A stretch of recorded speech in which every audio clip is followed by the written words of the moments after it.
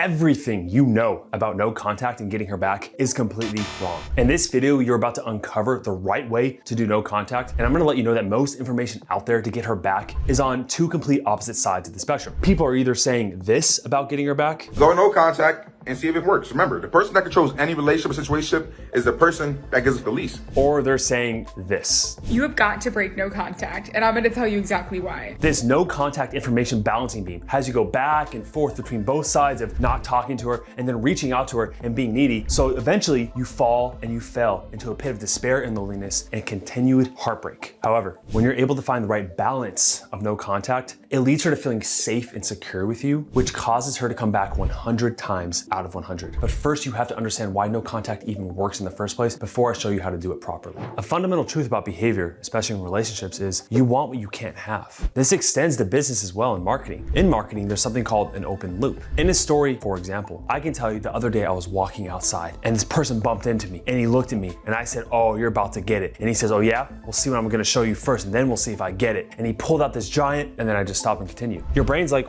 what is it? Complete this. Let me know what it is. That's what an open loop is. And when you do no contact correctly, it creates an open loop in her mind. See, when you separate from her the correct way, her curiosity begins to peak. What is he doing? Is he seeing anyone else? Has he made any changes? That curiosity is the first step in getting her back. As an example, at the very end of this video, I'm gonna tell you the exact steps I gave my client Dan to get his girlfriend of 7 months who didn't have any contact with him to start blowing up his phone and wanting her back. I'm gonna give you that at the very end. See, now a part of you wants to stick around to see what happened with Dan. This process is happening the other way around right now. If she isn't talking to you, you're wondering what she's doing with her life. If she has social media activity, maybe you're following her pictures, liking her photos, you're wondering, what is she talking to another guy? Well, I need to know. And so that contact creates a curiosity in you. So you must do the same. If you constantly are giving her these touch points, letting her know what's going on in your life, constantly chasing her, there is no curiosity, so there's no desire to come back to you. This open loop and no contact triggers one of the most important needs for a woman that you have to elicit in her for her to come back to you. It's the same reason why she's constantly on her phone, why she dresses up, puts on makeup, and women thrive off of it. And during this no contact period when she's pulled away, you've been giving it to her for free absolutely every single day. And she's never ever gonna come back to you, because imagine that you had this job where you got paid for doing absolutely nothing. It didn't matter what you do. You didn't even have to go to work. You just got paid. Why would you go perform tasks? Why would you go try to meet goals? Why would you contribute anything back to that job if they just paid you? That's what you're doing with her,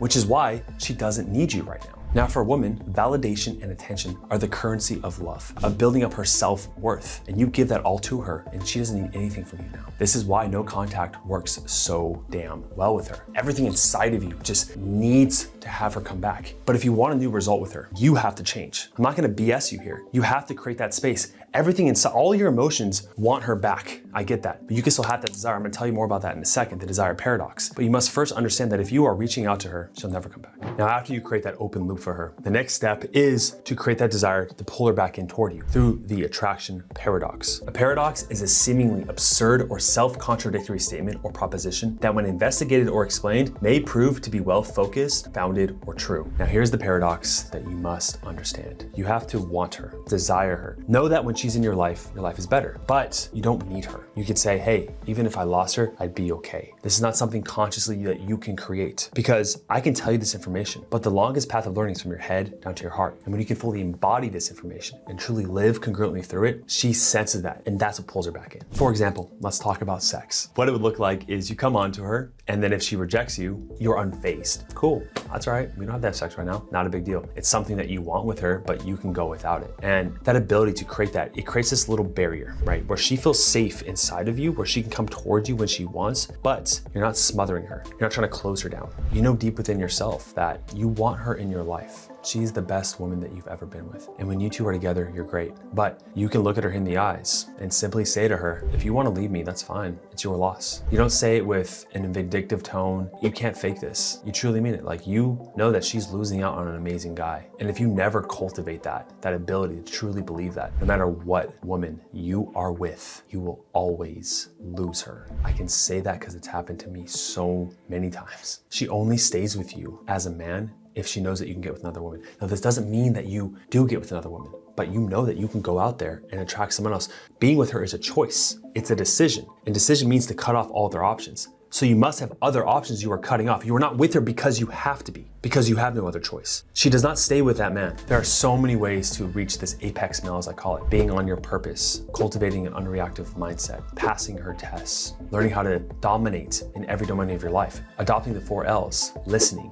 learning, leading, and loving correctly. When you're able to do that, you become unfazed by her. You are the highest, best version of yourself. Now, in relationships, there is something called enmeshment and differentiation. Fancy word for saying coming close together and pulling apart. Now, this is a very common pattern in every single relationship. So in the 3-month period, or the first couple months, and then exiting after around 3 months is the limerence phase. This is that honeymoon phase. She's your drug. Everyone has this from a biological basis. It's where you fall in love. It's where you start to pair bond. Now, naturally, those drugs start to fade away. And some couples, they recognize, oh my gosh, we have nothing in common. We're not going to stay together, right?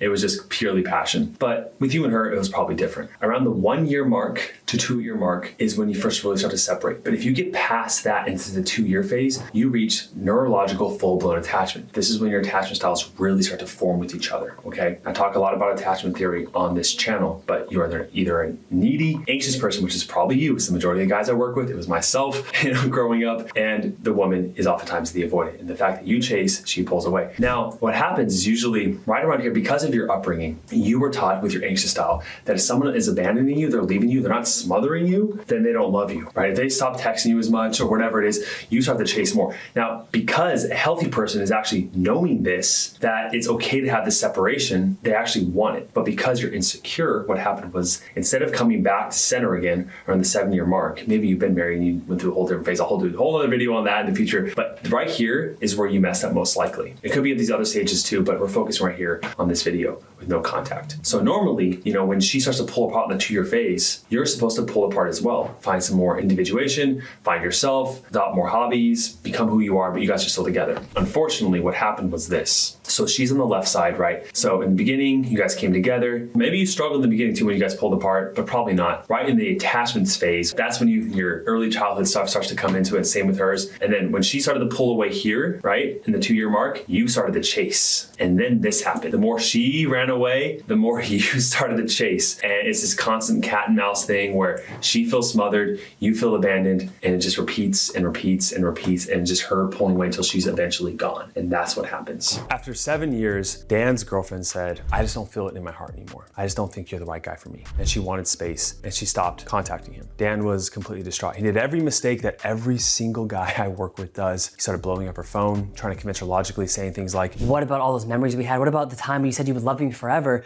I just don't understand. Like, help me understand what I did wrong for you to have this space, because if you tell me what I did wrong, I can logically fix it. And if I fix it, then everything will be okay. See, that's what so many guys will do incorrectly. So when Dan first started working with me, I had him follow this best practice protocol with beginning or initiating no contact. Stop following her on social media. Don't look at her stories or whatever it is. Stop texting her, give her space, and begin to focus more on your own individual habits and lifestyle. Now, within only 3 weeks, Dan's girlfriend started to ask through mutual friends how he was doing, and it got back to him. And he really wanted to reach out to her, right? And I was like, no, hold on. Keep this going. You're in the right direction. She's showing interest. Just wait. And then the next week, he called her, and Dan made the biggest mistake. He immediately answered the phone, started talking to her. She was into it at first. She was asking all these questions about his life. And then what happened? He said, can we work it out? Do you want to try to get back together? And immediately, she said the same exact thing to him that she said the first time. I just don't feel it in my heart right now. I need more time. And I told Dan, you had her in your grasp. Those weeks were all destroyed in 5 minutes by being needy. Even though Dan beat himself up for this, I said it was a good sign. The fact that she came back, she showed interest, that he was on the right path. But no matter how often he practiced no contact the right way in working with me, there was no way he was gonna keep her if he didn't address this core neediness, right? You have to overcome this pattern in yourself that I talked about with equilibrium. And once Dan was able to find that core confidence again and remove the neediness, finally, when she came back to him, they worked out. Now they're together because he fixed the core issue. This is what I devote my whole entire life to. Now, there's a whole other video on no contact right here, other best practices that I suggest you watch if you want more strategies that I gave Dan in that video. Smash like if you're new here, and I'll see you in the next one. Cheers.